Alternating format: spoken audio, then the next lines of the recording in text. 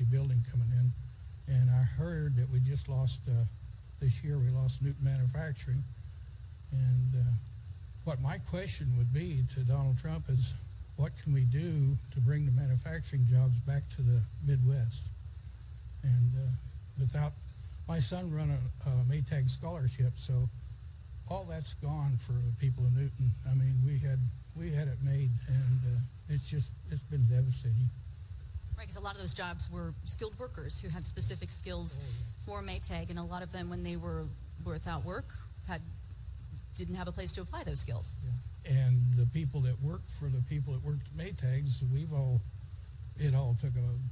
people weren't building houses anymore. They weren't adding on.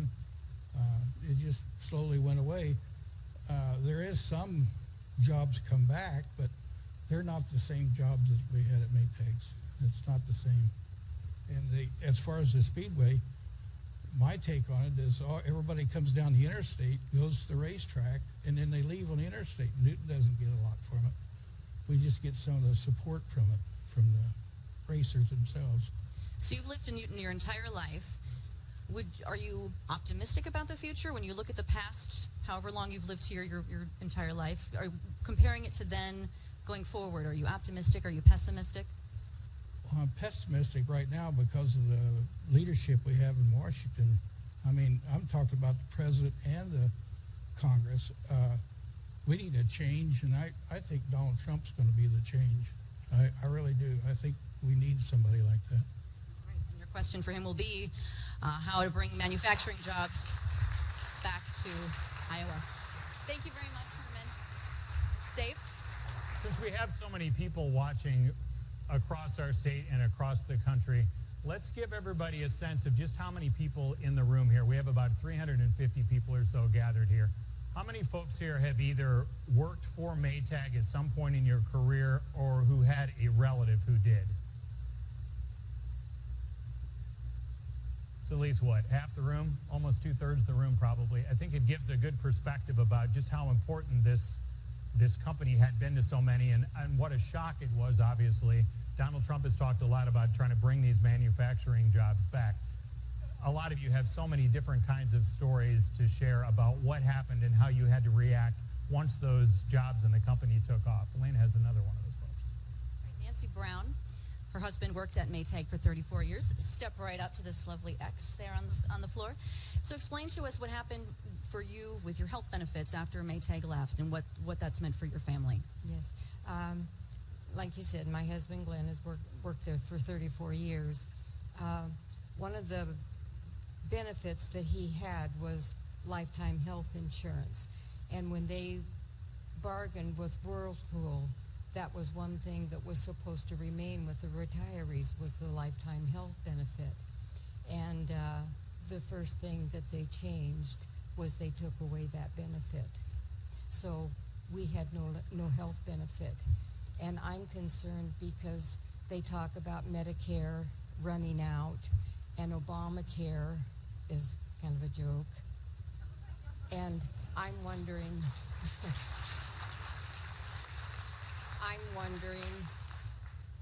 what he has for a plan for retirees that are living on a pension and Social Security.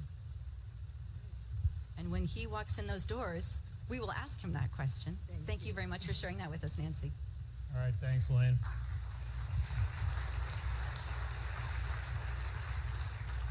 A lot of folks obviously looking forward to asking Mr. Trump a question, so we should bring him out. Ladies and gentlemen, Donald Trump.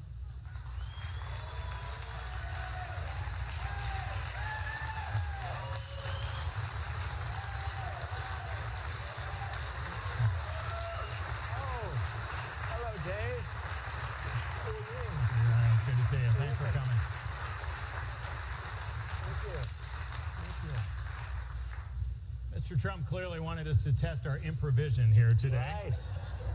Nothing like live TV. You never did that on The Apprentice. You had a tremendous lot of wind out here today. We had some time.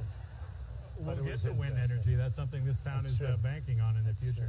Let's talk a little bit about your background, if you would, here first. Obviously, our focus this week is about the squeeze the middle class feels these days. Clearly, you've done very well in your life. help people understand how you probably haven't had a lot of days where you couldn't pay the mortgage, couldn't go buy groceries, couldn't get the car fixed, that kind of stuff. But we have had times where you'd go into a recession, almost a depression, like in the early 90s, Dave. You'd have times where it was really, really tough. The banks were going at it. It's because I was a buyer as opposed to a seller. This room knew the feeling. In 1990, from 1990 to 93. And the farm crisis here in the 80s. You had a farm crisis, a very big one. And we had a real estate crisis in really the early 90s. And 6 or 7 years ago, there was a crisis too. That was a positive in one sense because I was a buyer as opposed to a seller. But you can have some very bad times. Even if you do well, you can have some very bad times. You're working, and they're not. And that was really, I always say it was devised by politicians to make themselves look good. Because if you're looking for a job and you quit after 3 or 4 months, you just can't find a job. You go into that group of 100 million people that are sort of in there with you to a large extent, and you're considered, statistically, you're considered employed. So we've had so many tremendous crowds, and we've had both in Iowa, New Hampshire, no matter where we go. And believe me, if the number was really a 5.2%, you wouldn't have the kind of receptivity that we're having. People are hurting. There's no question about it. Throughout this show, we've been sharing a few of the stories about the folks who maybe had worked for Maytag, and more than half of the people in this room have either worked for Maytag over their life or who had a family member who did. Clearly, that was a huge part of this town for so long. They've been able to replace those jobs. The challenge is, how do you replace those jobs with the money folks used to make? Well, and I know something about this town because I saw 60 Minutes 4 years ago, 5 years ago, and I felt very badly. You have some wonderful folks in this town, and I've gotten to speak to 4 or 5 of them. I helped a few of them, I hope. I hope it worked out well. Did it work out well? I don't know where they are. Did it work out well? But I just felt badly. I do that sometimes if I see something, but it really made an impact on me because I've been so much into trade. For 10 years I've been talking about it, how our country's being taken advantage of, how we don't have the right leaders, we don't have the right negotiators. China is taking a tremendous advantage. In the case of Maytag, they went to Mexico and I guess to South Korea too, also, as an adjunct, but mostly Mexico. And it's just incredible. How does that help us? How does that help this country when you have a town like this, a place like this that's so great with such great people, and they leave? And I read, frankly, that, your washers, dryers, I used to buy them a lot. Maytag said they would buy them for laundry rooms and buildings and things, and incredible product, and they lost their way and moved out and really lost their way. So somebody thought they were going to save a couple of bucks by moving to Mexico. It didn't work out so well. This town, once Maytag left, had to look for, and clearly there was no realistic way to find such a big employer like that. Right. As we look across the world, companies just seem to keep gobbling up others and getting bigger and bigger and bigger. So aren't we just going to keep seeing more stories like this? Well, unless you bring the jobs back to this country, and that's what I'm all about. I mean, all of a sudden, the last couple of weeks, and especially since Paris, I've had a couple of themes with what I'm doing. One is very, very strong borders and very strong on illegal immigration, which also affects you in terms of jobs, but very, very strong.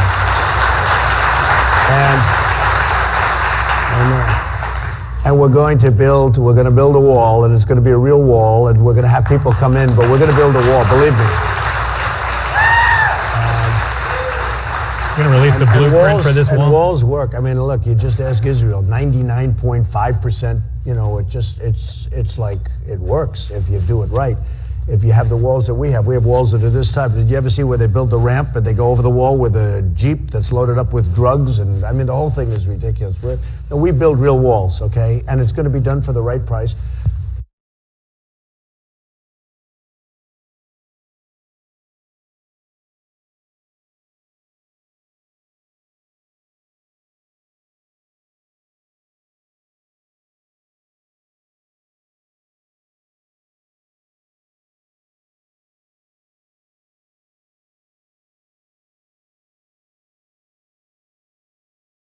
What are we doing? So we're going to build a wall. Mexico's going to pay for the wall. We're going to have people come into the country, but they're going to come in legally. And that's part of the problem that you have right here. We have to bring our jobs back. Nabisco just announced, it's like Maytag except 5 years later. Nabisco just announced they're leaving Chicago with their big plant, and they're going to Mexico. I'll never eat another Oreo, folks. I'll never, which is a good thing for me. I'm not, I could lose some weight. It wouldn't be a bad thing. I'm never going to eat another Oreo. But the truth is, I think it's terrible. Ford is moving a plant, $2.5 billion plant, building it right in Mexico. So they're going to make cars and trucks and parts. And they're going to take those parts and those trucks and those cars, and they're going to move them, and they're going to sell them in the United States. They're going to come across the border, no tax, no nothing. And you say to yourself, who are the people that come up with these deals? How does it help us? It doesn't help us at all. And, that's what I'm really good at. Now what's happened is, and believe me, we're going to have great trade deals. We're going to take our jobs back from China, a lot of them. We're going to take our jobs back from Japan. You look at Japan, they sell us cars like crazy. We send them beef, but a lot of times, and you people know it because you're involved, they send the beef back. They don't want the beef. Their farmers say, we don't want the beef, we don't want the beef, because they don't want to have competition from us. But it's like this. If you talk about an imbalance, you have an imbalance like we send them peanuts compared to what they send us. And the funny thing is we have all of the power. But now what's happened since Paris is people are really starting to like my hard line on immigration, which is interesting how that can affect it. I mean, it's really... We'll get to immigration here a little bit later this hour. One of the things we've told people is that through the audience and through social media, they can get to ask you a question. Great. So we'll take a break here. When we come back here, obviously because you made a couple bucks in your life, some folks want to know what you're going to do to help them get bigger paychecks. We'll ask that for Donald Trump when we come back on the Iowa Forum.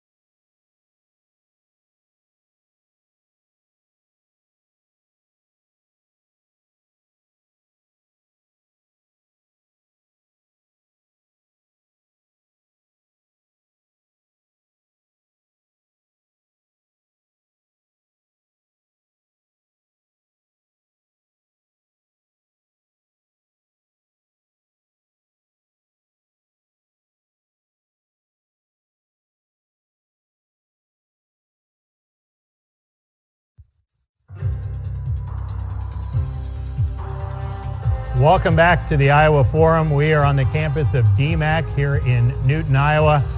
Our third guest of this week, Donald Trump. And this is all about the economy. It's all about jobs. Of course, talking on this campus, we have to talk about the community college system. DMACC has a system all throughout this area of our state. So I want to bring back our colleague, Lynn Melling, with a man who knows this community college system. That's right. I'm standing here with Rob Denson, president of DMACC. And do you have a question for Mr. Trump? Well, welcome to Des Moines Area Community College. Thank you very much.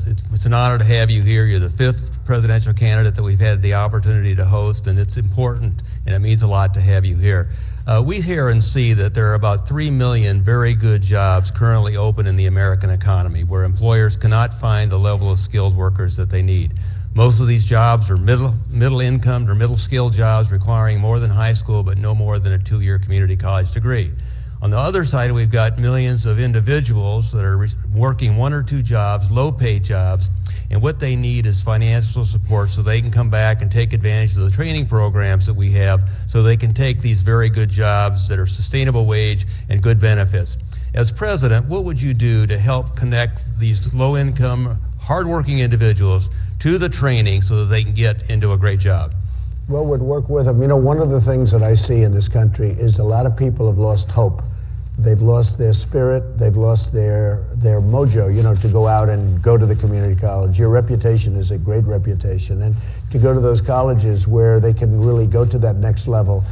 And I think one of the things, and it's so important, we can talk economics, we can talk everything, but one of the things is we have to give people their spirit back. We have to give people hope.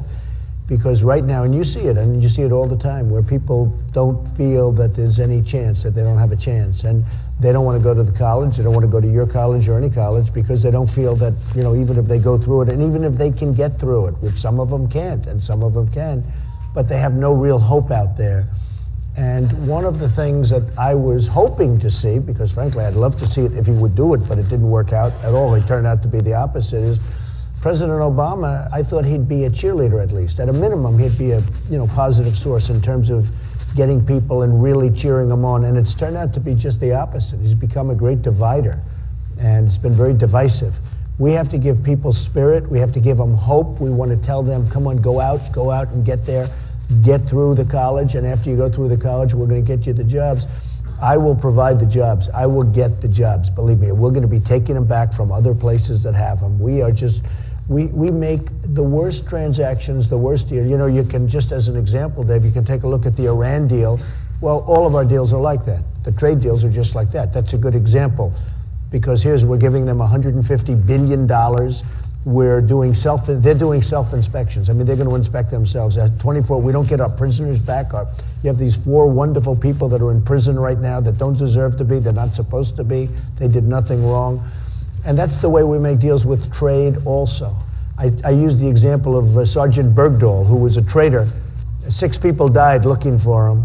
And we got Bergdahl. They got 5 people that they wanted desperately for the last 9 years. And they're back now on the battlefield trying to kill us all. So we have to give spirit and bring spirit back to the country. And I see it when I go around.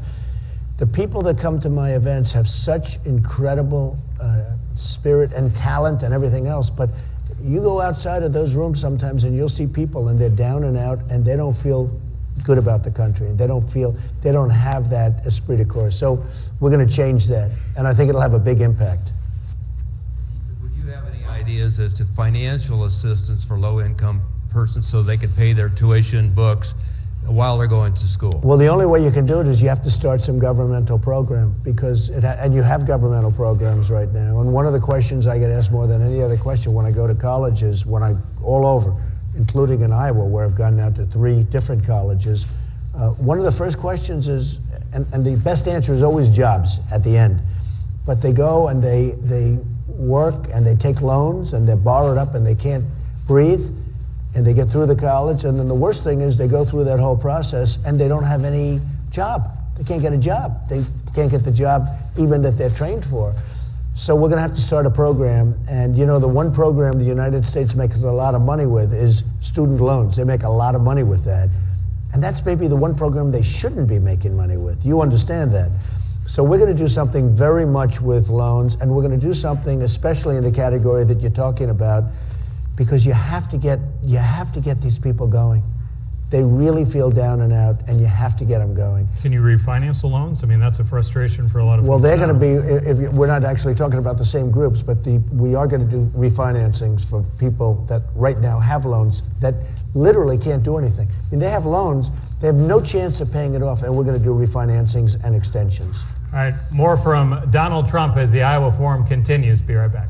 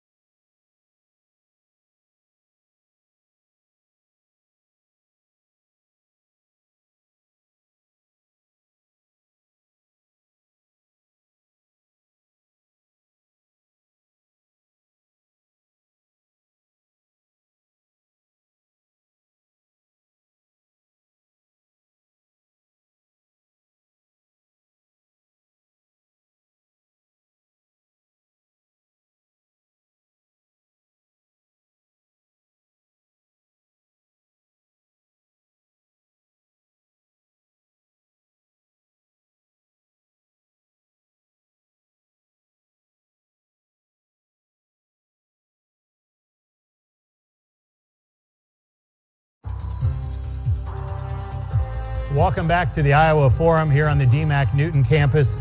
You can send your questions for Donald Trump through social media. We've been doing that throughout the day on the Channel 13 Facebook page, or you can hashtag it Iowa Forums. Mr. Trump, I wanted to give you this question from Andy McCauley from Grimes. Just had the question, how are you going to bring the manufacturing jobs back? You talked a little bit about it when you first sat down here. And Andy pointed out specifically $25 an hour. The concern is that it's tough to replace those good Maytag jobs where we are here. So maybe you can find one, but if you're making 10, 12, 14 bucks an hour when you're making 25, 30, it's a big, it's a big way down. Well, one of the things that I've done is I put in a tax plan where people and corporations are going to pay. Right now, we're the highest tax nation in the world, and we will be one of the lower taxed. I'm bringing it down to 15%, actually, the corporate rate.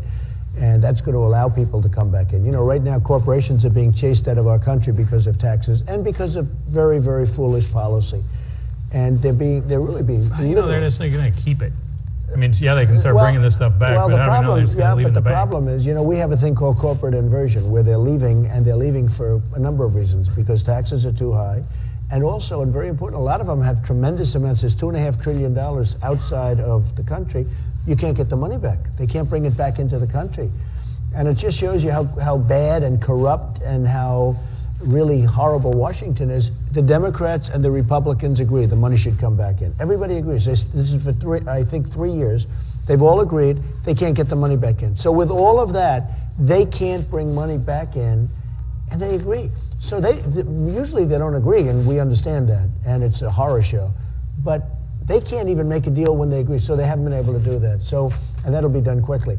All of that money, and it's going to be much more, in my opinion, than $2.5 trillion. They think it may be that. I think that's going to be a minimal number.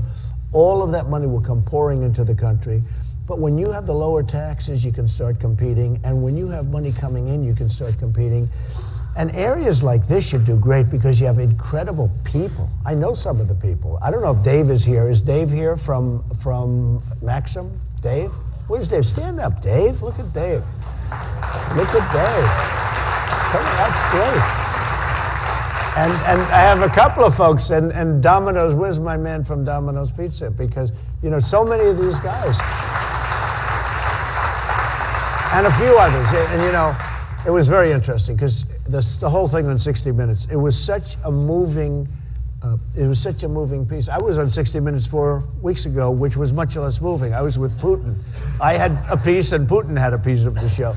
It was much less moving, believe me. But I watched what happened with Maytag, and I watched the folks, two of the folks, and I guess I had 4 or 5 or 6 that we helped out. Some had come out of college, and we helped them get through college, and just things, and it made me feel good. But I looked at that show, and it had a big impact on me because I'm so involved in trade, and because I'm so involved in people, and it's a very sad thing that happened, I think. Iowa has one of the highest percentage of families where both parents are working in the entire country. Lynn Melling has a question from an Iowan about childcare. When it comes to childcare, How do you make this all work? Yeah, I'm here with Jill Applegate from Des Moines. Question about childcare.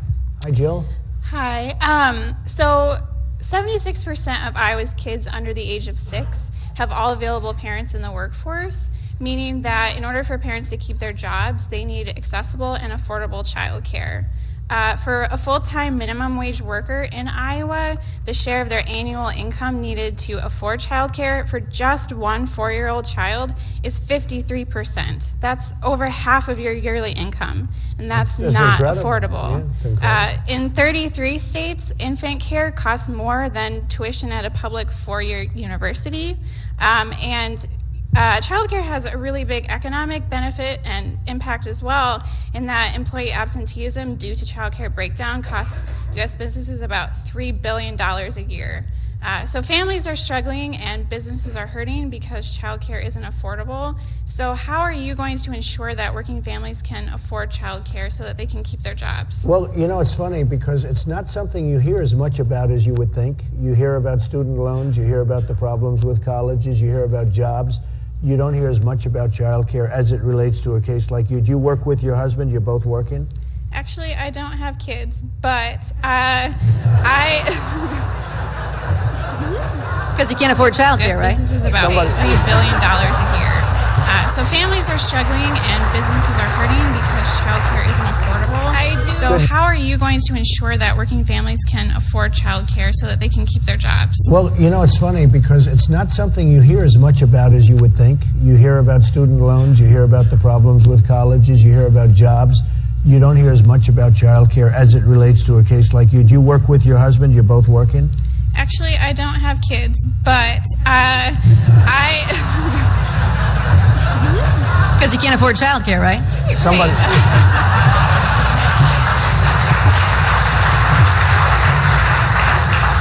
I do. Good. Now I feel better if I don't give her much of an answer. I do recognize, though, that kids are our most precious resource, and that if we don't take care of them when they're young, then we'll have to face consequences later. Why do you ask that question? I am curious. Well, It's a tough situation for people, but it's just interesting that you would bring up that question. Well, absolutely. Like I said, I think that we need to be thinking about our kids when they're at their youngest age, because down the road, then we'll have to be facing the consequences if we don't take care of them. Do the companies in town help with childcare? I mean, do they have? Because a lot of companies, and I see it throughout the country. I've visited so many companies where they will have child care centers so the parents can work, or one of the parents can work. Usually, it would be the mother, and you bring the child, and they have an area set aside in plants, which are beautiful. In fact, we had 2 of them. They call them Trump Kids. Another one calls it Trumpeteers, if you can believe it. I have them. I actually have them because I have a lot of different businesses, and we usually call it Trumpeteers, and it's cute. You know, it's really a room that's a quarter the size of this, and they have all sorts of, you know, it's beautiful. They have a lot of children there, and we take care of them, and then the parent, when they leave the job, usually in my case it's clubs or hotels, when they leave the job, they pick up their child, and their child is totally safe. They even come in during the day, during lunch, to see their child. It really works out well. But you don't have that. A lot of people have that. And, you know, it's not expensive for a company to do it. You need 1 person or 2 people, and you need some blocks, and you need some swings and some toys. You know, it's not expensive. It's not an expensive thing. And I do it all over. And I get great people because of it, because it's a problem with a lot of other companies. So anyway, but it's something that can be done, I think, very easily by a company. Thanks for the question, Bill. Thank you very much. Thanks for all your questions. You can keep coming in on the Channel 13 Facebook page, or you can hashtag them on Twitter. The Iowa Forums is the hashtag on that. More questions of your questions for Donald Trump.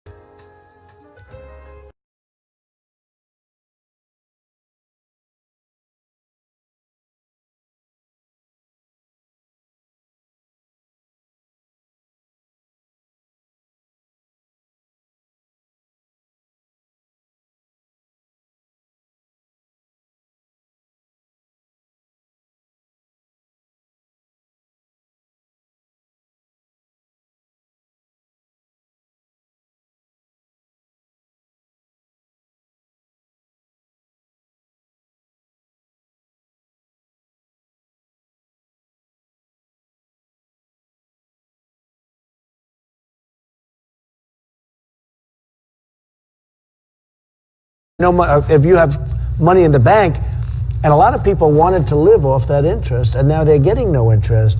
So a lot of the people that led the American dream the way it was supposed to be are the people that, in my opinion, got hurt the worst. We want to bring back the middle class. We want to get respect for the middle class, but we want to bring it back so that they can become our strongest group again. And it can happen. We can do it.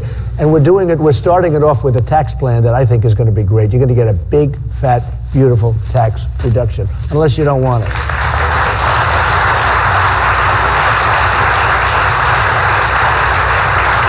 All right, we'll do another question. This is another one that's come in through the Channel 13 Facebook page. Mr. Trump, this is from Vicki Bell. She wants to know, what are you going to do to make sure that women are paid equally to men?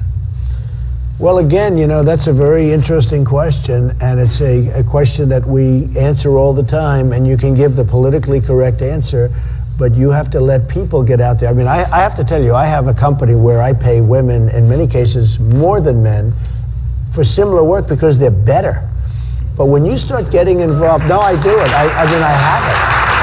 I have many. Your daughter's going to come to you for a raise. Well, my daughter's an example. Did anybody ever hear of Ivanka? How good is my little Ivanka?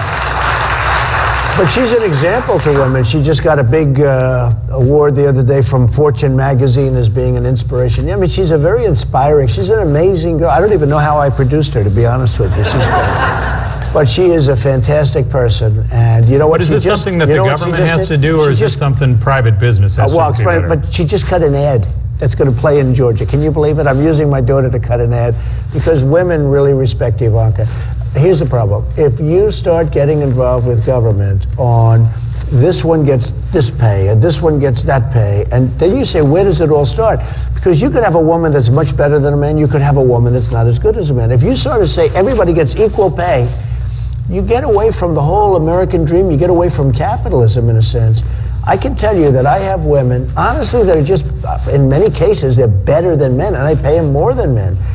And to a certain extent, people have to go out there, they have to fight for themselves. Once you get, and I don't know if people agree with me, once you get it where everybody gets the same, and you're into a socialistic society.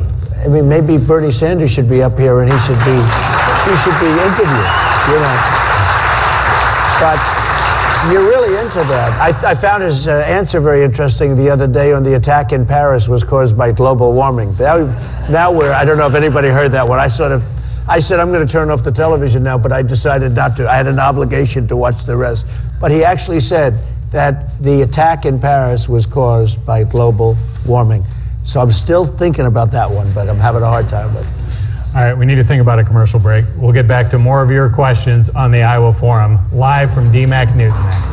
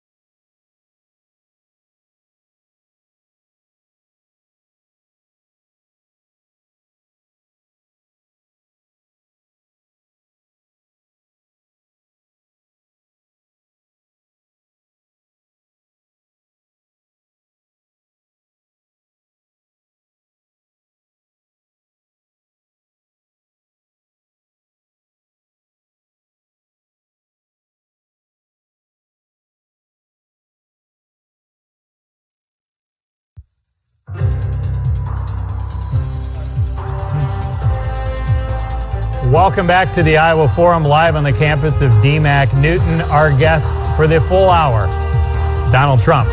We've been getting in a lot of your questions. We want to go back out to the audience with my colleague Lynn Melling.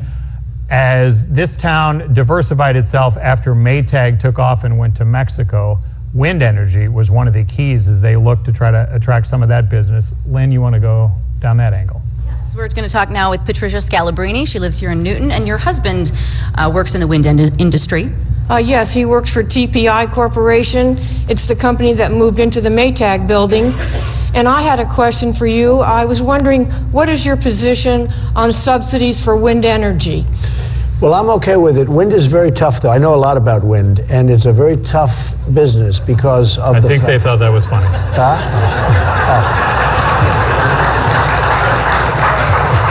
I'll take credit. I don't deserve credit. But I do. I mean, I know a lot about the wind energy. It's a tough business because, especially now, when you have oil down at $40, it needs subsidy. Otherwise, you're just not going to have them built. They're very expensive to build, and they're very expensive to maintain. And you really, they start working at $100, but when you get down into the 40s, so I can see probably a lot of people are having problems selling them. Is your husband doing the big blades? Are they doing the big ones? As big as they get, just about? The biggest they can fit him in that factory. Well, that's very good. It's an amazing thing when you think, where they can, out of nowhere, out of the wind, they make energy. The problem is they're very, very expensive to erect. They're very expensive to build, as you know. And without it, I don't think they work without subsidy, which is a problem because, when you need subsidy, it's a problem. Again, when you have oil down at $40 a barrel, which is now down to, which it should have been a long time ago. You had the monopoly and there's a lot of oil around. Because of fracking and other things, they found so much. It makes it very, very hard for the wind energy business. So you're okay with subsidies? I'm okay with subsidies to an extent. I don't like subsidies when you have 19 trillion in debt. We have 19 trillion in debt. So when you have that, a lot of people aren't going to be able to. I don't know if you know, but for the last 3 years, everybody thought those subsidies would be ended. And every year they think they're going to end. And there's enough of a lobby that they get pushed. It starts to work. If oil goes up, it's great. But if oil goes, if it stays low, it's a very tough business. Okay, I want to work in another question from Facebook. Brian Wallace of Norwalk, he just asked quite simply, do you support unions? Unions were a big part of Maytag's history before they left. So I've done it both ways. I've had unions and I've had non-unions. In New York City, everything's union. I mean, 100%. You can't build a building without using 100% union. I've had great relationships with the unions. I've had no problems. And I've had great success there. It's Manhattan. And you can build a building and you build it for X dollars a foot and you sell it for more. So I've had a very, very good relationship with unions. And on the other hand, I've done much, probably as much without the unions. You go down to Florida where you don't have unions for the most part. You don't have unions. And I've had great success there. So I've done it both ways. I've been able to live very successfully with unions, which a lot of people haven't been. I'll be honest. A lot of people have not been. But I've been able to live very successfully with unions, and if I had my choice, I think I'll take it without, okay? I really think I'd take it without. But I've had a very good relationship with unions, and I've had a very good relationship with non-unions. All right, we need to squeeze in another break here. Back with Donald Trump when the Iowa Forum continues live from DMACC in Newton next.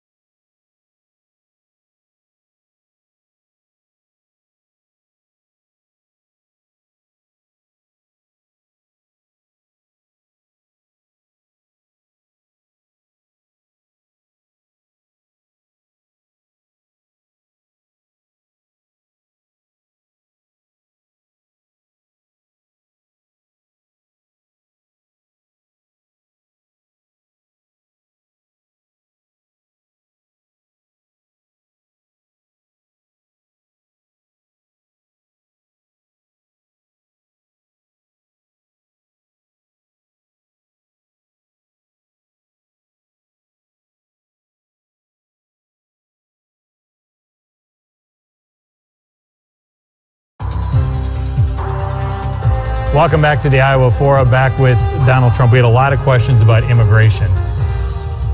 What's going to happen with this? It's got to be stopped. You know, the migration is a disaster caused because of incompetence, caused by politicians that didn't know what they were doing, caused by wars in Iraq that shouldn't have been had, and lots of other reasons. And you look at what happened with Libya, we back people and they end up being worse than Gaddafi. Kind of specifically on the workforce, though, as we run out of time here, how does that affect, how do we go forward? Oh, incredibly, because you have all these people pouring in, and you know, with the Hispanic vote, I'm leading in Nevada and a lot of other places with the Hispanic vote who are here legally, and they're the ones that vote. But you have people coming in and they want to take everybody's job, and it's a very bad thing. As far as the migration is concerned, who knows who these people are? They haven't signed anything. Nobody knows. They have no documents. They have no papers. You look at what happened in Paris with a few people, and even if a few people came in, and you can have more than that, but if a few people came in, it would be a disaster. So we just can't do it. You do a free zone, you do a safe zone in Syria, you do something, you help out, you get other countries to put up a lot of money, because we shouldn't be the only suckers that are putting up money. I mean, it's always us. No, it's always us. But, you know, as I said, I started off the program, we're going to have a border, we're going to have a strong border, we're going to have a wall, we're going to let people come in, but they're coming in legally. There's no more of this nonsense. Once that wall goes up, do you think folks who are here illegally are going to go back home on their own? What's going to happen is when the people are told they have to go home because they're here illegally. Same thing has happened with President Eisenhower in 1954. They said, you have to go, you have to go. As soon as they said that, most of the people just left. That's what's going to happen from a practical standpoint. We had a couple social media questions on this. Maybe we can get this in real quick here. Do you punish the business for hiring somebody who's undocumented, or is that all in the government for not stopping? That's good. If you do E-Verify, and if you want to have people where you have everybody in the country legally, if you do E-Verify, you do some form of, it could be an economic punishment, but where it doesn't make sense to hire people that are here illegally and taking other people's jobs. Because, you know, you have people taking other people's jobs. And it's really not fair. So you do E-Verify. There are a lot of different ways, but E-Verify is a good way of doing it, and you will stop the process. And by the way, when they can't get jobs, they're going to go back home, which is fine. I had somebody ask me sort of a complicated question, so if you can stick with me on this. Go ahead. When we hear stories about those folks who come here illegally, that they're taking the jobs that Americans don't want to do, is that true, or are the employers taking advantage of them by paying them lower, and that's the reason Americans don't want to take those jobs? Well, some folks think it's kind of a chicken and egg deal. It's true, but it is true in certain industries. There are certain industries like the grapes, you know, with the picking the grapes. A lot of people aren't going to do that. A lot of people don't want to do that. And what you do is you can do it. But they used to do that stuff, so what's changed? They used to, and if they do, that's great. And if they don't, we have to make sure they get picked, I guess, because people, you know, it's an industry and it's an important industry. And what will happen is you'll have a work visa where people can come in for a little while, do the job, and get out. But they have to do that. And we can't have pathways to citizenship. You know, a lot of the people that I'm running against, they want to give citizenships to people that have been here illegally. And you can't do that. And I won't do it. I won't allow it because, you know, you have a lot of people outside of the country that have been working for years to become, they have paperwork done. You're nodding your head, and you're right. You have paperwork done. They've gone through it. They've had experts. They've had lawyers that they can't even afford. They're trying to come into the country, and they're online now for 3 years, 4 years, 5 years, and they're getting ready to come in. And then you have this big burst, and they don't ever come in. It's very unfair to a lot of people that are in the country, and it's actually very unfair to people that went through the process to come in legally. So we have to do it properly, folks. Thank you. You've obviously heard the criticism with some of your comments about whether we accept the Syrian refugees. Do you feel a sense of compassion in that there are some folks who are really stuck here? I think people maybe get the idea, sure, we don't want a potential terrorist in here, but a lot of these little kids aren't terrorists. Do you feel going through? So what are we supposed to do to help them if we don't let them here? Sure. I feel totally bad for them, but you know, at the same time, we don't know who they are. We don't know where they come from, and I also feel bad for the people in this country. You're going to have hundreds of thousands of people coming. You know, they're starting, they said, with 10, but in the debate, the Democratic debate, they said 65,000 people, okay? So now they're 10 because they want to keep it down. The 10's going to end up being 200,000, 250,000. We have no idea who they are. We have no idea where they come from. And there's some very destructive people out there. And you look, I mean, look what a few people did in Paris. So we are going to do something that I think we should lead something in Syria.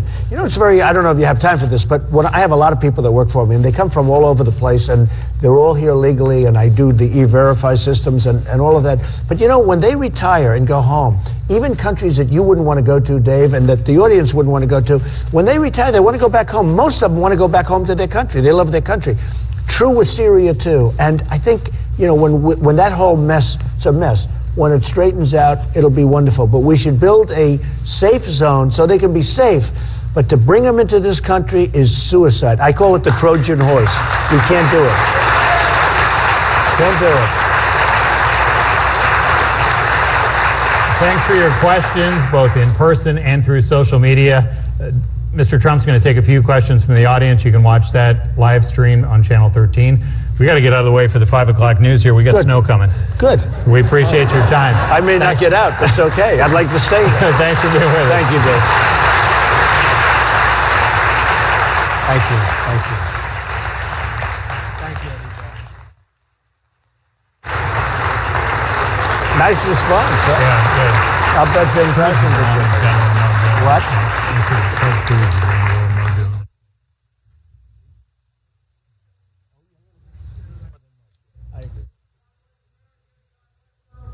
Thank you. Thank you. Thank you. I appreciate it. Did you want to ask a couple of questions while I'm here for a couple of minutes? I don't mind. Go ahead. Make it nice. What's your thoughts on the caucus and the political system? Because being an Iowan, I love the caucus system. I know some people say it's antiquated, but it's American at its finest. I don't think it's I will tell you, I'll make this pledge now. There are a lot of people talking about Iowa putting it back in the system. If I win, it's not going anywhere. It's staying right where it is. That I can tell you. No, I think it's tradition. There's something beautiful about it. I love Iowa. I love the people. I've been here, you know, a lot. And it's going to stay right where it is. Any other questions? Yeah, go ahead. My question has to do with some of the comments you made recently post-Paris. About what? Post-Paris. Okay, good.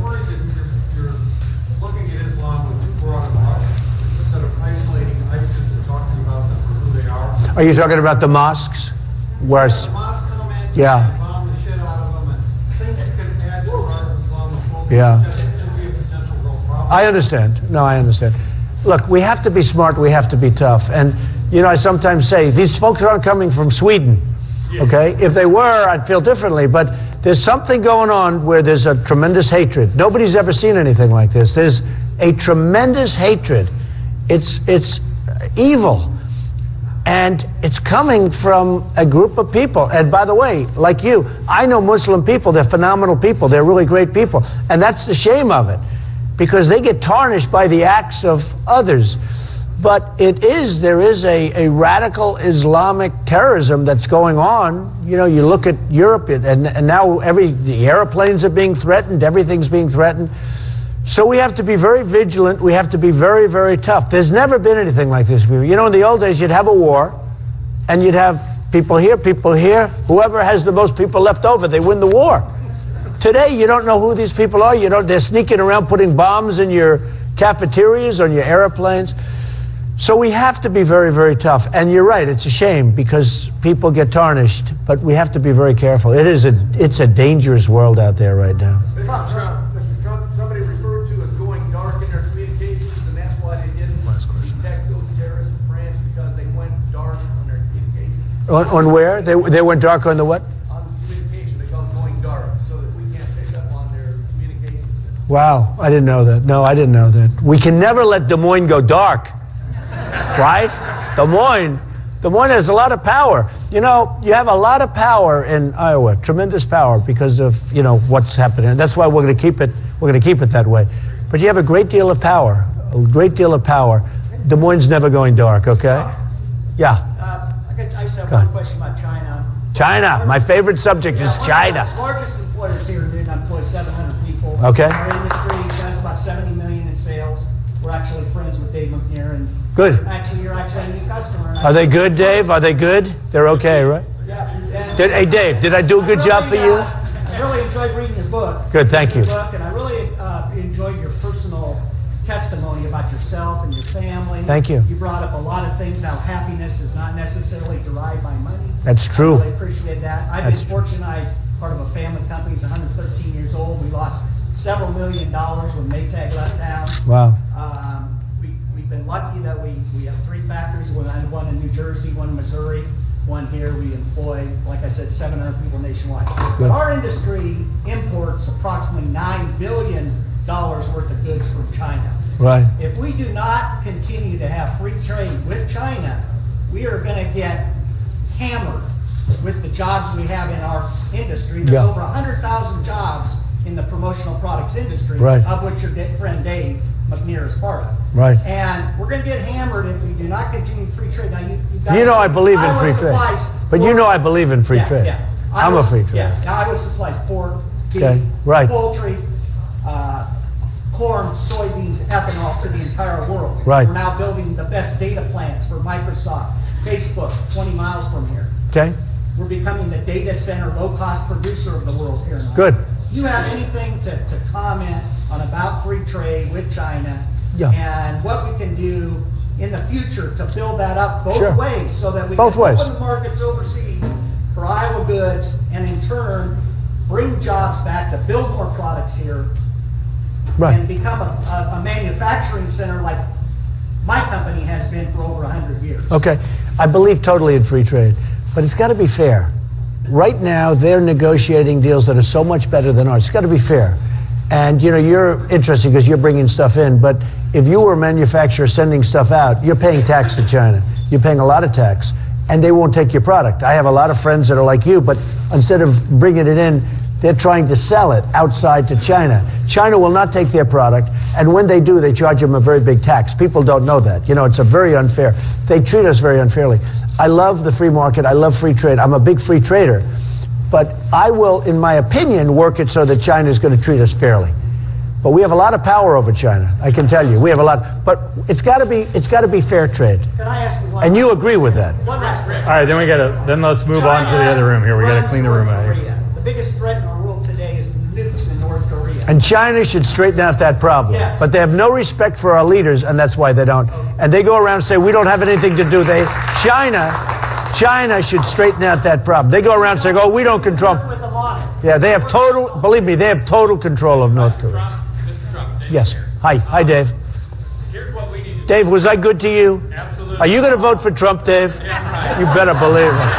Thank you, sir. This guy, I guarantee he's not voting for Carson. Carson. Rick and I and everybody else in this promotional products industry need to work with and educate our customers to buy more American products like you have. Every single product that we have done for Mr. Trump and for the Trump campaign is 100% made in America. It better be Dave. Dave is actually doing a lot of work.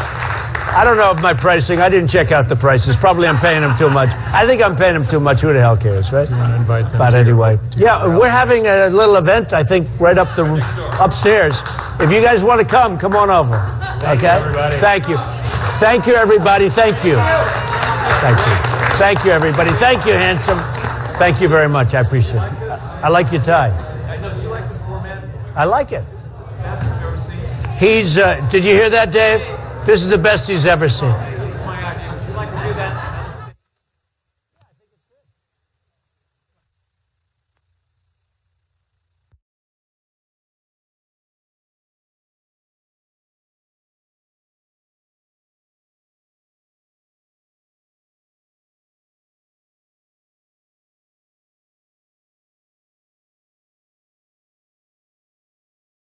Skirts from KCCI, the best weatherman in the state of Iowa. Let's hear it for my baby.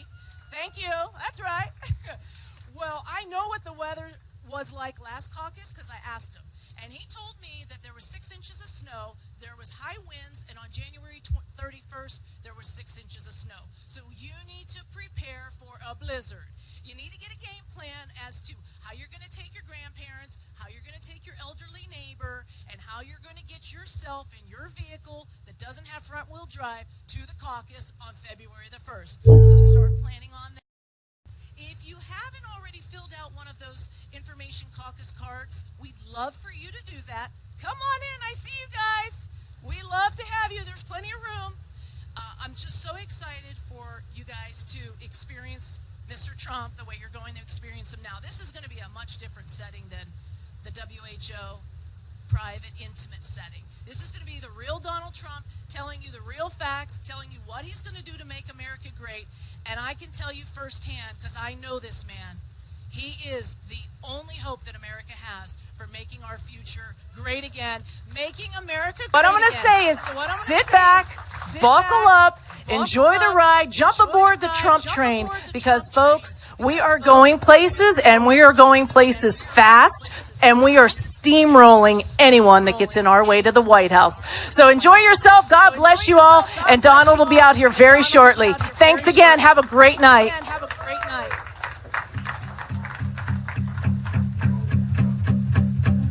There's a fire.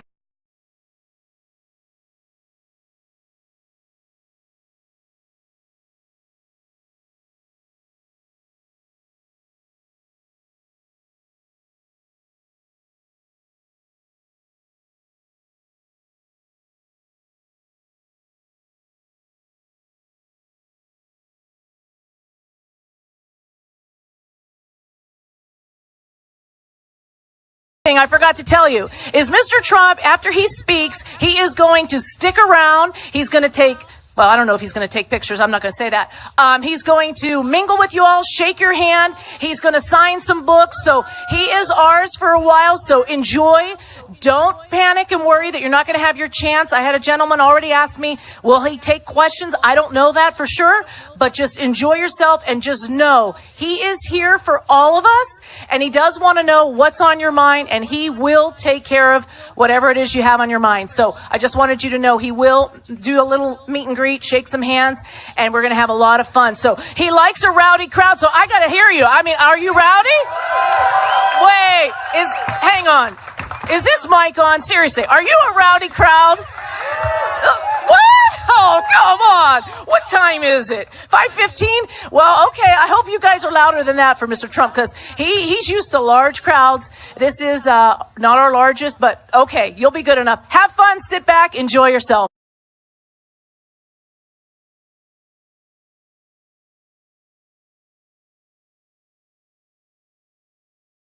I want to we want to make sure we acknowledge the right to free speech in this country, and the right to free speech has been guaranteed by our veterans. So could all of our veterans please stand and be acknowledged?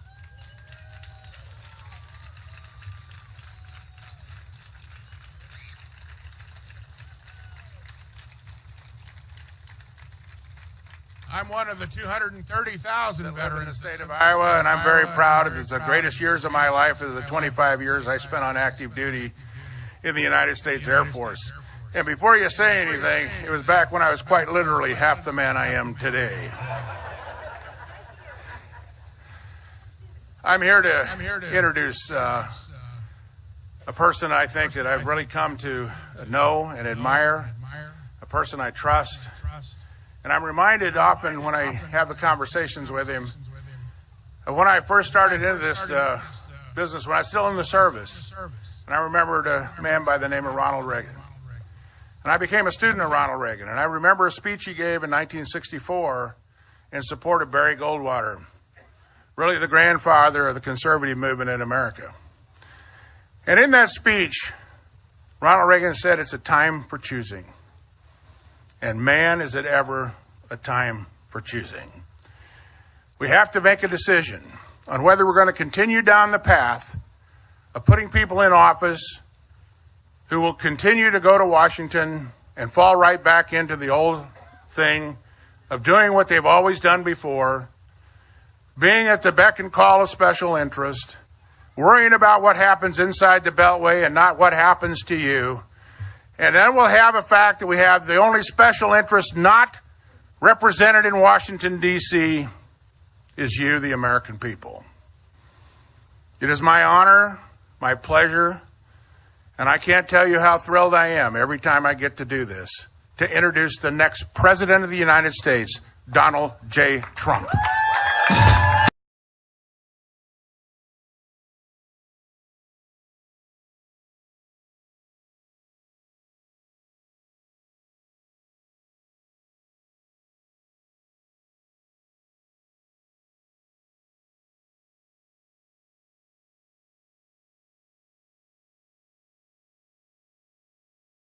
Sit down, everybody. We'll have a little fun today. You know, we just did the big television thing downstairs.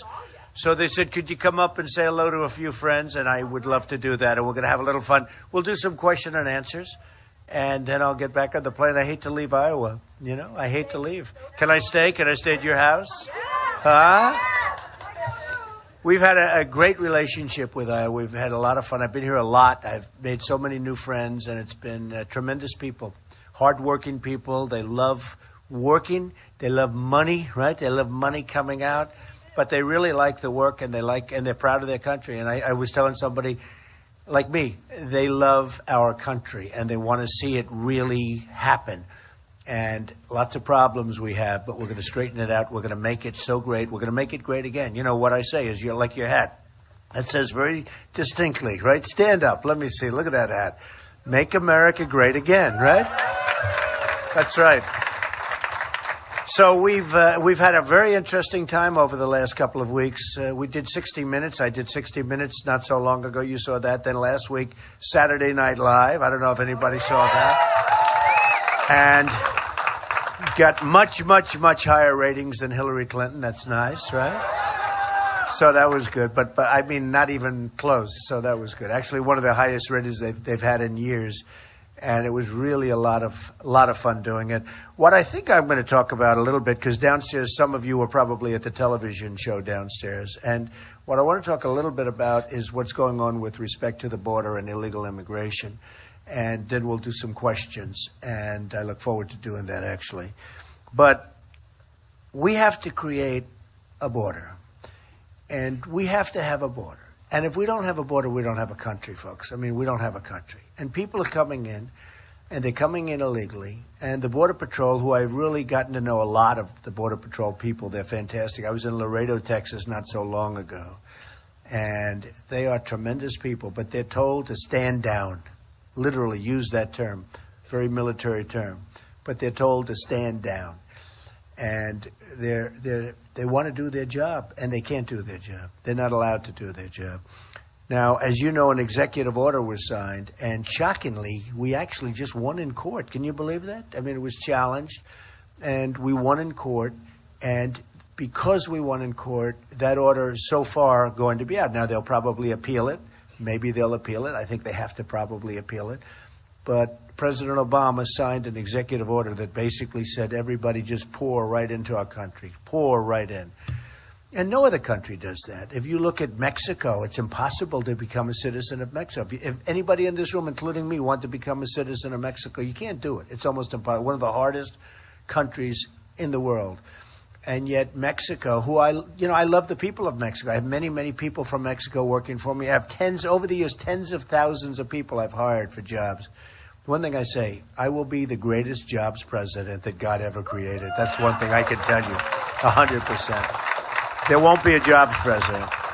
There won't be a jobs president. I mean, I understand. We're losing our jobs. They're being taken away.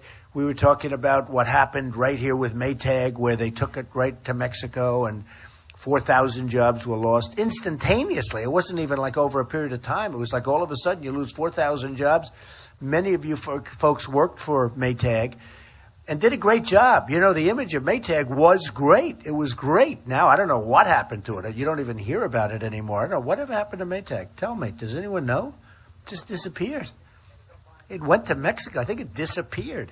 I used to buy a lot of Maytag products. I buy a lot of John Deere products, which is a great company. We can't let that happen to John Deere. It won't happen to John Deere. It won't happen. But I buy a lot of John Deere, millions and millions of dollars worth of John Deere.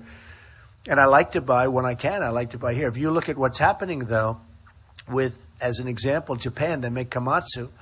And I tell the story of a friend of mine who's in the excavation business, big excavator. That's what he does. He digs. And he uses a lot of excavation equipment. He's always bought Caterpillar. And then recently he was very upset because he bought Komatsu. And it's fine. It's okay. It's not as good, but it's fine. And he was very, very upset and depressed, actually, over that, because all his life he was buying Caterpillar. And he said to me, he said, you know, it's really sad. They've so devalued their currency that he owes it to his family, to his wife, to his employees, to his company to buy, you know, something for a much lower. He said, I would have paid more, but this was ridiculous.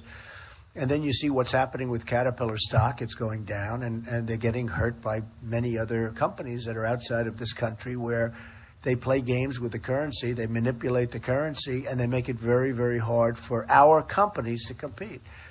So I just want to tell you that the people here are so spectacular, and I know all about Maytag, and I know, in fact, I guess a couple of you, is Dave here? Are they here? Because a couple of the folks from the area with 60 Minutes. And where's my Domino's pizza, by the way? Where is it? Where is Domino's? Where's the king of Domino's? He's in here someplace. He's making me pizza for the plane. Can you believe it?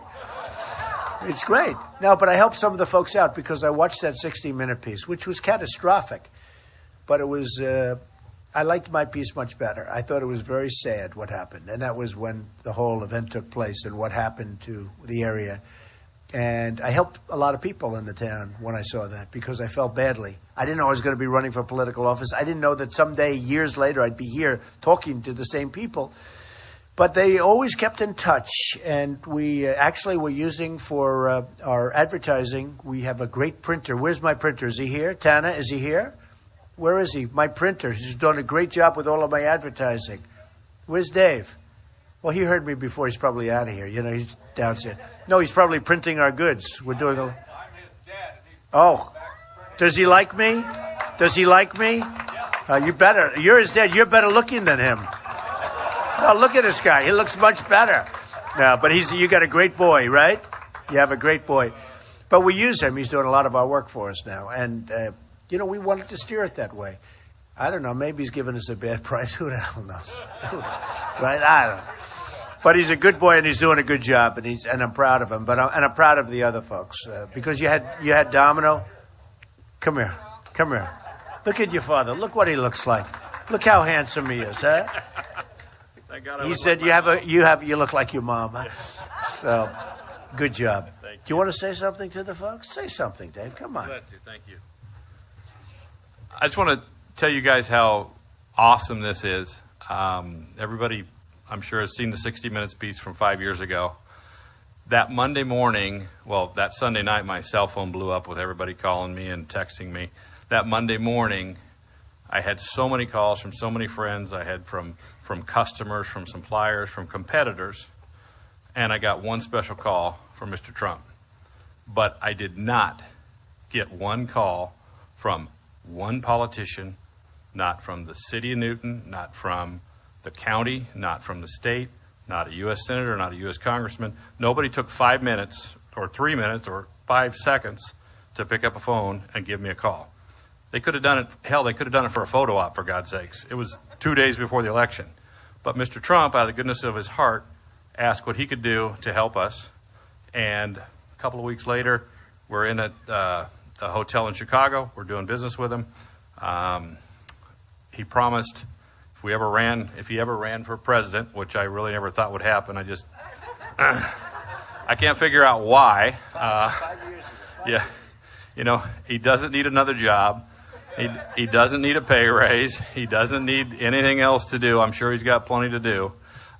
So when I drove up to Des Moines a couple of months ago and I spoke, I said, you know, maybe it's this simple. Maybe he just wants to help make America great again.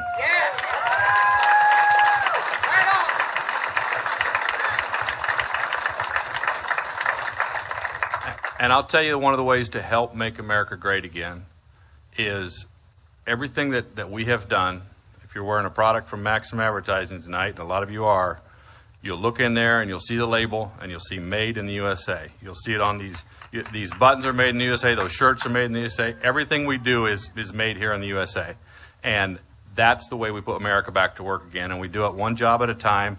And people like Mr. Trump are going to make it happen. And I know he's going to make it happen. I pray to God that he is the next president of the United States so we can help make America great again. So nice. Well, you know, he also produced because ultimately if he doesn't produce, can't use him, right? You've got to produce. But I'd say, you're fired, Dave. Get out of here. But he produced, and so did a couple of other people in the area. And I'll let you know about the pizza later because we helped out there, and I'll tell you, I hear it's very good. So I'll let you know. If I don't like it, I'll let you know. But, you know, One of the things I'm just thinking as Dave was speaking, there used to be a time when it said made in America, right? Or made in the USA. That was like a status symbol. That was a great thing. And remember when it said made in Japan, it was always considered to be a cheap product, right? It was always considered to be like not good. And you don't see made in the USA. You don't see those labels anymore. Made in America, made in the USA. You don't see them anymore. We used to see them. But when they said made in Japan, it was incredible. My daughter was telling me, Ivanka, we all know Ivanka. She's great. And she was in Czechoslovakia because relatives. And she said, you know, when she was a little girl growing up and she'd go there for the summer, the people used to put $1 bill. It didn't matter what it was just $1. And they used to attach it. The people from Czechoslovakia, smart people, tough people, make the most incredible glassware. I mean, they're very talented people. They used to put they used to take $1 bill and they'd put it on the windshield and they'd scotch tape it onto the windshield. And they were so proud to have that $1 bill on their car. And they were proud to say that, wow, that's something that was, you know, it's $1. But it was from the United States. And they all had it. And you don't see that anymore. And that's what we need. We need spirit. One of the questions was talking about how do we get people in to go to the schools, go to the different colleges, go to the junior colleges. The head of the college was here, a great guy. And, you know, they feel so beaten. The country doesn't have spirit anymore. In all fairness to Obama, I thought he'd be good for spiritizing. I wasn't sure he was going to be good for something. And I wish he was. I'm a Republican. I'm a conservative person. And I'd still like to see him do a great job as president. Now it's too late. It's sort of over. He's going to have to get going fast, right?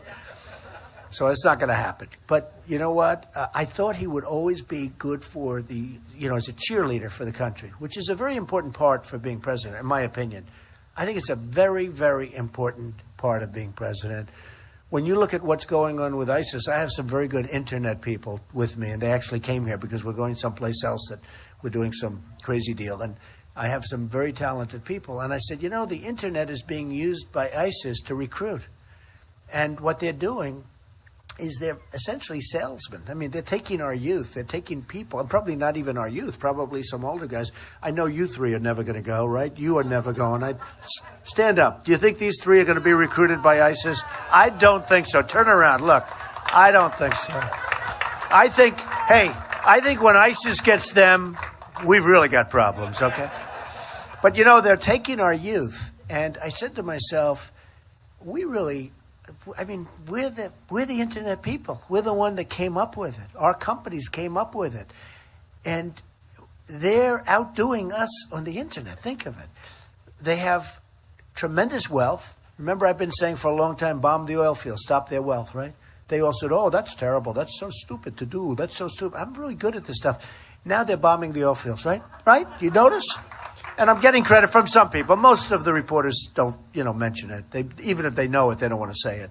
But I've been saying for a long time. Now I actually took it a step further. I said bomb the oil fields and keep the oil. They won't do that because they're not smart enough to do that. They'll bomb them and people will start going back in and other people will take them. But I've been saying that for a long time, and they're doing a lot of things. One of the things that I was mentioned the other day on one of the shows, Morning Joe. I don't know if you ever watched, but Morning Joe's a good guy. Joe Scarborough and Mika Brzezinski. And they were in the office, and they were doing the show, and somebody came up with my book that I wrote in the year 2000, prior to the World Trade Center coming down. And in the book, it was the only political book I had done, except now the new one is doing very well. But, I mean, up until this time, the only political book I ever did. And I said, Osama bin Laden, you better check him because he's a bad guy and he's making a lot of bad threats. This was 2000. And I said, you better check him because he's going to crawl under a rock and he's going to come in, he's going to get us, and you better go get him or check him. And the reason I said, I'm like a smart guy, like all of us, and I would watch this guy making these very terrible statements. So I wrote about a guy named Osama bin Laden. Who knew that he was going to knock down the World Trade Center and thousands of lives and people, by the way, beyond the 3,000 people that died, you have people that are devastated. You have families that are devastated. I see the people every year when they have a vigil. People are just devastated. They're not going to forget what happened to their sons and their daughters and their brothers and fathers and mothers, and they're never going to forget it. A lot of people say time. I don't think you're going to have time. I don't think it's going to be time. So I see what happens, but I said that, and Joe Scarborough said, well, when was that written? It was 2000. Well, it was like 18 months, I guess, before the World Trade Center. He said, whoa, that's amazing. Trump said this before the World Trade Center came down. I do that stuff. That's what we need. We need somebody that knows what's happening, that has an understanding. These politicians don't have it. They don't have it. They're all talk. They're no action. All they want to do is get reelected. They don't give a damn about anybody. And they don't have the ability. They're not going to make good trade deals. They don't know what corporate inversion is, which is basically, the corporations are leaving and they're dropping the jobs here and they're going to other countries. The politicians don't even. I was talking to two of them not so long ago, and I've been bringing it up big because corporate inversion is a big problem. We're going to lose a lot of companies out of this. In the old days, they'd move from New York to Florida to save tax. Now they're moving from the United States to another country, including Asia, to save tax and to get money that they can't bring into this country because we have these tax laws that are so stupid that they don't allow it, and all of that will change if I get in, and it'll change for the positive, and we'll be getting a lot of jobs back. We'll be taking jobs back from China. We'll be taking jobs back from Mexico. Maybe we'll get Maytag back. Do you think we can get them back if they even exist? Do they exist? Where are they? But we'll be bringing a lot of jobs back, and it'll be a whole different story.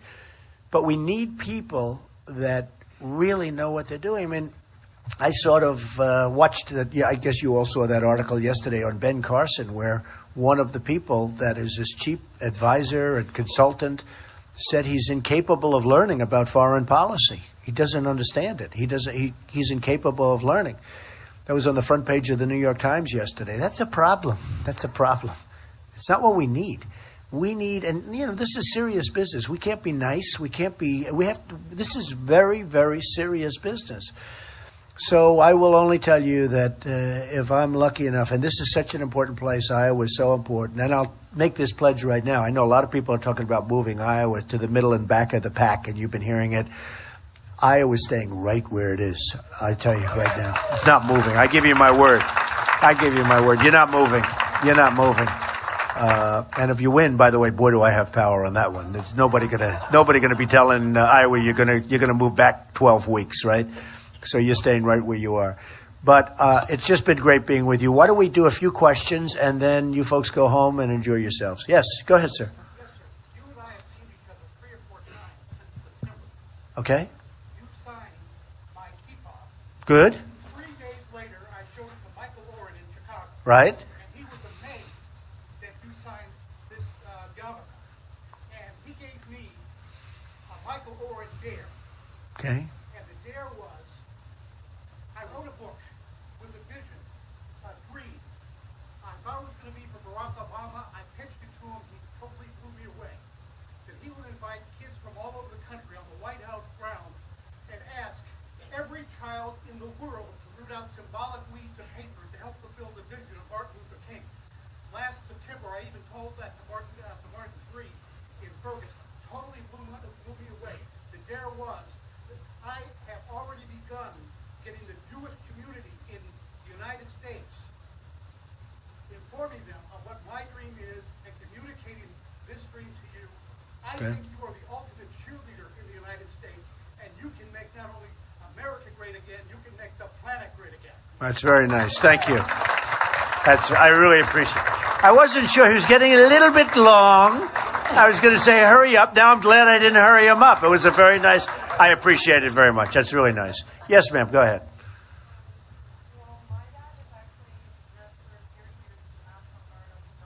Good. National Guard. Good. Where's your dad? Is he here? No, he had to work today. That's good. Tell him I said that's what he should be doing. That's good. Go ahead. But the thing that I'm kind of worried about, knowing that my dad's in the National Guard, he was informed by kind of upper-range bosses and him that social media, big thing, everyone's involved in it, that, military families have now been very restricted on it to where they don't want you to explore, like, where you live, anything to where I don't feel safe within the country. And just kind of with Obama, he's not doing anything about it until he started making a little bit of an effort when it pinpointed the White House with Michelle.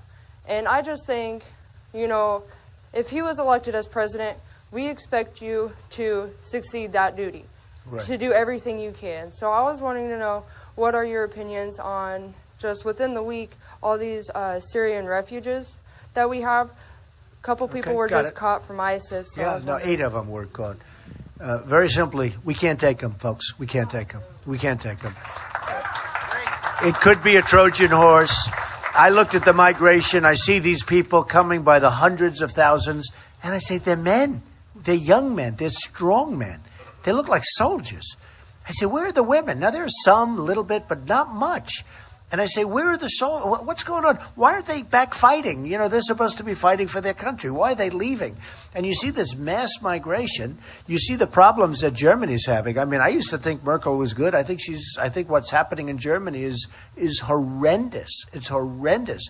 The crime, the problems, these towns, these beautiful towns that never had a problem, and now you look at what's going on in the towns with all of the big problems that they're having. And I'm saying to myself, and by the way, I have a bigger heart than anybody, but we have to take care of them. I don't mind helping. Let's go to Syria. Let's build a big, safe area. There's plenty of land over there. We have land that you never saw so much land. But we build a safe area, and we help. But we have to get other people to help, too. We need Germany to help. We need other countries to help. We need the Gulf states to help. They make a fortune, and they're not doing anything. They're not doing anything. They're not taking anybody. They're not spending money. It's always got to be the United States. You know, we owe $19 trillion. We don't know what we're doing. We're led by incompetent people, and we're the ones that want to lead and grab people and bring them in. We don't know who they are. They don't have paperwork. They don't have anything. We're going to have a wall. We're going to have a border. We're going to have such a strong border, and people are going to come into the country. They're going to come in illegally. It's a big thing for me. When I announced it, you know, I don't know if you know, but illegal immigration was not a big thing until I announced. When I announced, I said it strongly because I knew there were a lot of problems.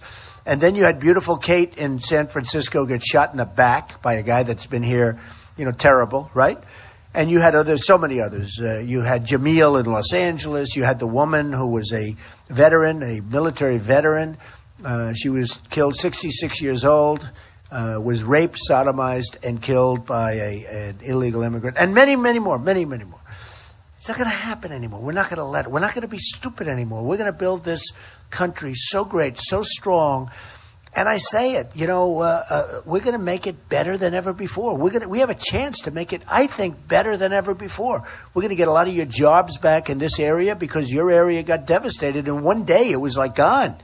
You lost 4,000 jobs. They went to Mexico. How does that help this country to allow that to happen? And the laws really gave, in all fairness to Maytag, they gave Maytag like the incentive to go. I guess if you're running a company, maybe it's the right thing to do. It destroyed this section. That's how I got to know you, by watching what destruction took place here when I'm watching 60 Minutes that night. So we're not going to have any. We're not going to be the stupid people anymore. We're going to be the smart people. You know, I've done really well. And one of the reasons I tell you, I mean, I've done really well. I put in papers that are monstrous. People are really impressed. You know, they were hoping that my company would be a little tiny company. When it turned out to be much bigger, right? It turned out to be much bigger, much stronger, and a tremendous company, very little debt, tremendous cash flows, all of the things that you need, great assets, among the great Doral and Miami and Turnberry and Scotland. I have great assets and really iconic. And I don't say it bragging. I say it because that's the kind of mentality, whether it's good or bad, but that's the kind of mentality we need in this country. We can't continue to be a laughingstock of the world.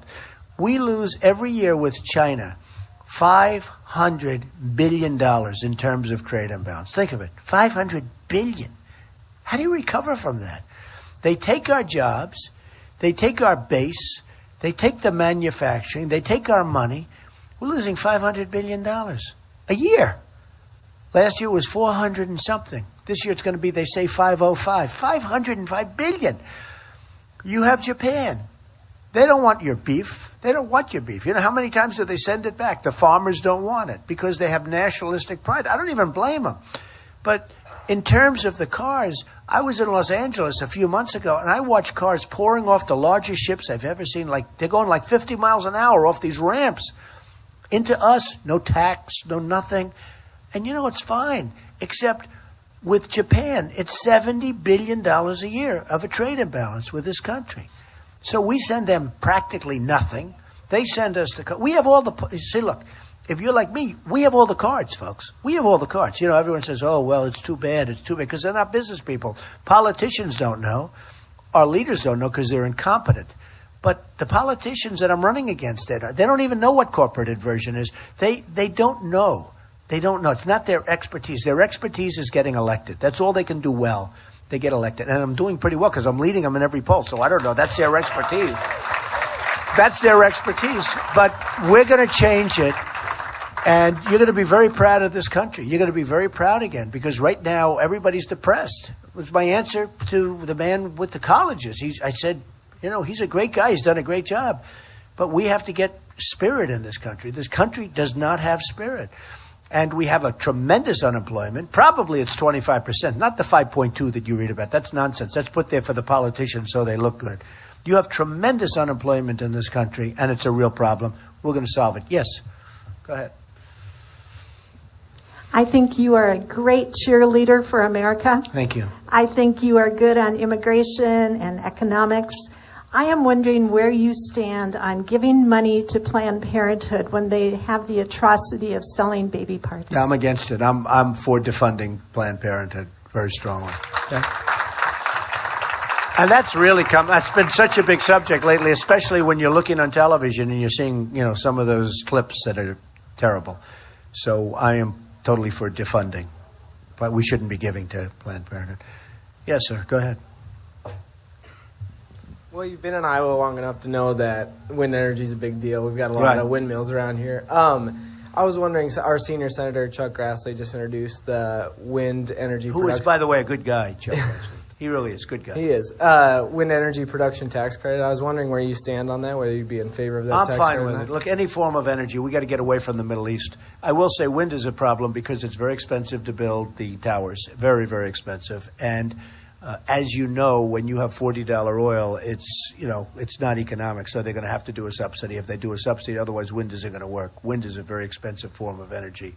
And it's got problems of storage and lots of other things. But I want to see whatever you can do. Ethanol, I'm totally in favor.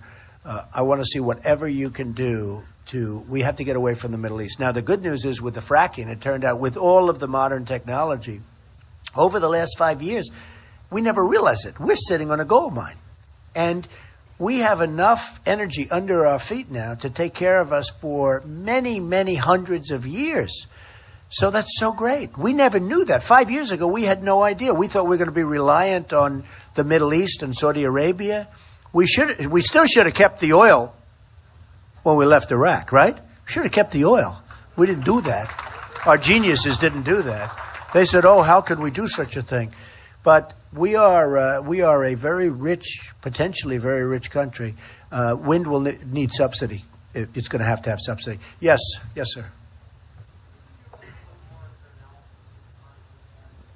The Carson campaign?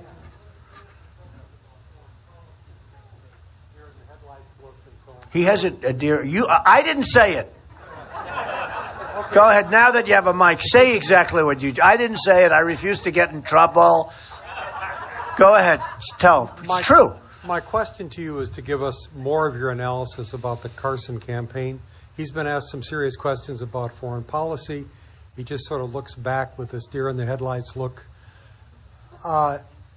Is his campaign going to go into free fall now that it's been exposed how little he knows? I think it is in free fall. I think if you look over the last week and a half, 2 weeks, and maybe I helped it along by making a speech 2 weeks ago, which I thought was a really good speech. I was very proud of it. I spoke for about an hour and a half with no notes, right? Anybody there? All right? I spoke and it was a good speech, but and some people thought it was great and some people thought it was not good because they thought I was too tough. But they were the ones that only watched little snippets because, it's a web. It's like a chess game. And I talked about the Carson campaign, and I talked about it with respect. I'm just saying what he said. First of all, yesterday, as you know, in the New York Times, you saw that piece, but it's all over the place. I mean, it's all over that his and I said it before, his consultant said that he is incapable of learning foreign policy. They were exasperated. We can't have a man incapable of learning foreign policy. Can't have it. They said he was incapable of learning. That's devastating. I mean, this thing is, we love our area, our towns, our cities. We're going to be involved with foreign policy for a little while, folks. We got to get rid of that cancer out there. There's a lot of things happening, and we have to be really good and really sharp on foreign policy, or we're going to have bigger problems than we've ever had. And you understand, I think when I say that, you understand. You're the one that brought it up to me. But then you go into the book, and what I did, and I'm just going to go quickly, but, he wrote a book a while ago before he was going to run for office, and he said he suffers from pathological disease. Pathological disease is a big problem. That's not a curable disease unless you're taking medication. So he's suffering from pathological disease. And he said, he's had pathological temper, pathological disease in the same sentence. And I said, that's big. I said, do the people of Iowa know? Because the one person that's staying with me in the polls in Iowa, not elsewhere, not anymore. By the way, the new polls come out, I'm doing great. Do you know in Massachusetts, 48 for Trump, and I think it's 9, right? It's 9 or something for whoever's second, not Carson. But you know why that is? Because Tom Brady likes me. I'm telling you, Tom Brady said great things about me, so that helps. When you're in Massachusetts, if Tom Brady says good things, that helps. And he's a great guy. Tom Brady's a great guy, by the way, and he is a seriously good quarterback. Do we agree? Yes. You could use him on Iowa or Iowa State, but not doing badly, right? Boy, could you guys use him. Iowa's doing very well, and Iowa State's doing good. So anyway, but when you talk, just to finish off, so I talked about that. Then I said, he wrote about he tried to hit his mother over the head with a hammer. I said, what's that? I'll bet nobody in this room did that. But he tried to hit his mother over the head with a hammer. I said, what? And I'm seeing this. And then I see that he hit his friend in the face with a padlock, boom, really hard. And then I see that he went after another friend with a knife named Bob. But it turned out it wasn't Bob, it was another name, and now they're trying to figure out who it was. I'm telling you, folks, you got a problem there. But, the belt stopped the knife. And I actually got on the stage. I said, the belt can't stop a knife because it twists and turns. If I hit you where the belt is, that knife is going in, right? It's not stopping the belt because it's going to turn and slide. And unless you're wearing a UFC belt, unless you're wearing the Ultimate Fighter belt or a Vince McMahon belt, that one's got a pretty good chance. But you're not going to get a belt buckle stopping a knife. It's going to slide. So I went through the whole thing. And we have, it's ridiculous. And remember this, in order to have credibility, he said these things happened. So when I first heard this, I said, no, you mean he's saying it didn't happen? He said, no, he wants them to have happened. You mean he wants to be known that he went, because otherwise he loses credibility. Well, it turned out that Bob is, it's not Bob. The whole thing is a mess. And hey, folks, you have him doing pretty well in the polls, not me. But I'm glad you asked that question, because the question is, it's a strange thing that's happening. Although I do hear I'm number 1 in Iowa again. But I did lose my position for a little while, and I wasn't exactly thrilled with that, folks. I wasn't happy with it. Anyway, we've had, by the way, over the last 48 hours, actually since the last debate, because we did well in the last debate, and we've had tremendous polls come down. Really strong, really, really strong polls. We've had some 38 to 20, 38, I think there was one 42 to like 19, 18. And it was in Carson in second. It was, some other people that I'll start doing a number on them, because believe me, lightweights, you don't want to have them. You don't want to have them. So anyway, we've had some tremendous polls come down. Go ahead. Did you have a question? Go ahead. Mr. Trump, yes. You don't have to worry about me, because you got me. The main reason is I am, just like what Sam was talking about, and my brother here, one of the 379,000 Iowa veterans that have served in the United States Army. Great. The main thing that I've done ever since I come out of the military is worked and served for veterans in my own state. And being a past senior vice commander for the Veterans of Foreign Wars Department of Iowa, when you started talking about the American veteran being treated as a third-class American citizen, I want to know, how can you really help us more and more? Because even myself, yes, the VA takes care of a lot of issues, but dental, I got Agent Orange in Vietnam. I have extracted all but 8 of my own teeth by hand because the VA will not do it. And I will have to have dentures.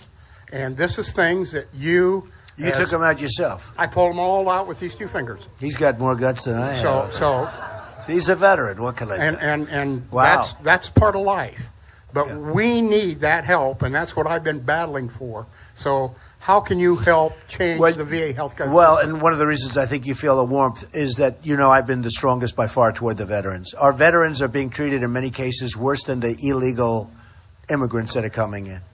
And they used to say the illegal aliens. I never even liked that because that means somebody from outer space, but they were everybody was upset by that term. I like the word illegal immigrant because that's what it is. And they are treated better in many cases than our veterans. And you probably saw 3 weeks ago I put in a plan, which is a very good plan. Some of the veterans are waiting. These are people that fought for us. They've lost arms. They've lost legs. They've lost worse than that. And they can't even get to see a doctor. The waiting time in a reception room for a doctor now is the longest as of 3 months ago on a Wednesday. I remember it was a Wednesday. 3 months ago on a Wednesday is the longest in the history of the Veterans Administration. People would wait 5 or 6 days. I mean, can you imagine you or me or anybody waiting 5 or 6 days to see a doctor? And then sometimes the doctor wouldn't even care or wouldn't be there. In one case, the man said he waited 6 days and the doctor said, "I'm sorry, I'm finished. I'm going on vacation. I'm leaving for vacation," after waiting 6 days. So we came up with a plan that I think is great, and it's practical. And it's going to actually, in my opinion, going to cost less because it's not really the money. It's that you have all, a lot of corruption, a lot of crooked stuff. What happens is if you go to the doctor's office and if you have a day wait and you can't get service, you're going to go to a private doctor or you're going to go to a hospital nearby, a public or a private, wherever. You're going to get yourself taken care of. We're going to pay the bill. It's going to be very simple. It's cheaper. It's actually going to be cheaper. But you're going to go into a private doctor or where you can get a real, good